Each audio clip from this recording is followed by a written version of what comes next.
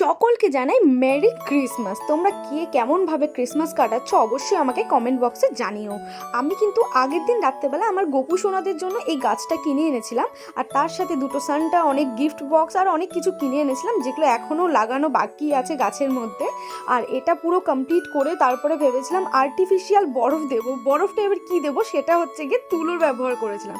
তো তুলো দিয়ে পুরো ডেকোরেশন করে তারপরে ওটা দুটো লাইটও সেট করে দিয়েছি, আর তারপরে আমি শুতে চলে গেছিলাম।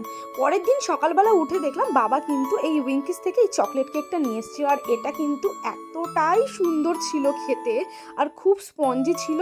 আর এই কেকটা মানে যখন আমি টাচ করছিলাম পুরো চকলেটগুলো হাতে লেগে যাচ্ছিল, এতটাই চকলেটে ছিল। তারপর এটাকে আমি কেটে নিয়েছি, কেটে এখানে তোমাদের দেখিয়ে দিলাম। এটার কিন্তু চকলেট বাইটসগুলোও দেখা যাচ্ছিল। তারপর নিজের জন্য 2 পিস নিয়ে নিয়েছিলাম। তো আমার কিন্তু বড়দিনটা এভাবেই কাটলো। তোমাদের কেমন কাটিয়েছে অবশ্যই জানিও। আজকের জন্য টাটা।